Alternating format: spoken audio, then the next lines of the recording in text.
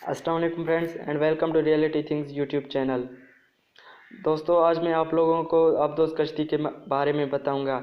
जैसा कि इसके नाम से ज़ाहिर है, आबदोज़ ऐसी कश्ती को कहते हैं जो ज़रूरत के वक्त पानी में गोता मार सके। ये कश्ती लड़ाई के ज़माने में दुश्मन के बहरी जहाज़ को गर्क करने के लिए इस्तेमाल की जाती है। अब बहुत लंबी आबदोज़ बनने लगी हैं जिनमें दर्जनों आदमी आराम से रह सकते हैं और उन्हें किसी किस्म की दिक्कत महसूस नहीं होती। अगर ये कश्ती पानी की सतह पर दुश्मन के जहाज़ पर हमला करे तो दुश्मन इसे पहले ही तबाह कर देगा।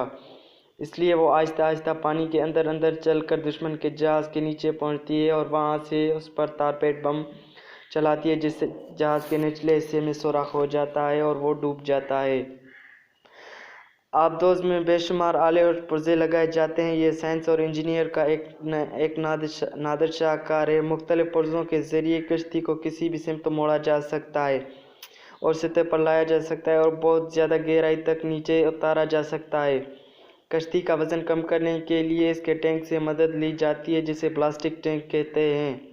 अगर कश्ती नीचे ले जानी हो तो इस टैंक में समंदर का पानी दाखिल कर दिया जाता है ताकि वो भारी हो जाए और अगर उसे ऊपर लाना हो तो अंदर ही अंदर ये पानी बाहर निकाल दिया जाता है और वो हल्की होकर तैरने लगती है। समंदर में बिल्कुल अंधेरा रहता है, इसलिए आबदोज़ कश्ती में रोशनी करने के लिए बरकी बेड़ियाँ इस्तेमाल की जाती हैं। जब कश्ती पानी के अंदर होती है तो सारे अमले की ज़िंदगी का दारोमदार इन्हीं बेड़ियों पर होता है। इन्हें हर वक्त ताज़ा और तैयार रखा जाता है।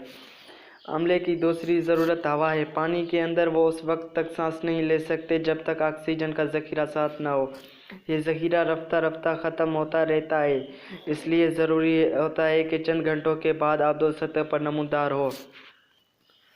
सतह समंदर पर उभरने के बाद बेड़ियाँ चार्ज की जाती हैं। अमले के लोग खुली हवा में सांस लेते हैं और आइंदा चंद घंटों के लिए ऑक्सीजन जमा करते हैं। लड़ाई के ज़माने में ये आबदोज़ बिलमौम रात के वक्त सतह समंदर पर उभरती हैं। बहरी जहाज़ों के अलावा इसे दुश्मन के हवाई जहाज़ों से भी खतरा लायक होता है, जो समंदर पर उड़ते रहते हैं और ताक में रहते हैं कि कब आबदोज़ ऊपर आए और कब वो उस पर बम बरसाएं। आबदोज़ के मलाहों, अफसरों और कप्तानों के लिए अलग अलग आरामदायक कमरा होते हैं। सोने के लिए ख़ास किस्म के पलंग होते हैं जो कमरे में टंगे होते हैं। इन्हें ज़रूरत के वक्त नीचे लाया जाता है। इसमें कुछ सर्द खाने और गोदाम भी होते हैं जिनमें खाने पीने की चीज़ें ज़ख़ीरा की जाती हैं। एक कमरे में वायरलेस का साजो सामान होता है जिसके ज़रिए कप्तान अपने मुल्क से राब्ता कायम कर सकता है और ज़रूरत के वक्त मदद भी तलब कर सकता है। आबदोज़ में ऐसी आलात बहुत होते हैं जिनके ज़रिए बाहर की खुफीफ से खुफीफ आवाज़ें भी सुनी जा सकती हैं। इनकी मदद से सतह समंदर पर चलने वाले दुश्मन के बहरी जहाज़ के इंजन और पंखों की आवाज़ आसानी से सुन ली जाती है और उसे तबाह करने की तदबीर की जाती है। अब एटमी आबदोज़ें भी तैयार हो चुकी हैं जिनके लिए भारी ईंधन की ज़रूरत नहीं पड़ती। वो मुसलसल कई हफ्तों तक समंदर के अंदर रह सकती हैं। दोस्तों, अगर वीडियो अच्छी लगे तो इसे लाइक और शेयर कर दें और चैनल को ज़रूर सब्सक्राइब कर दें।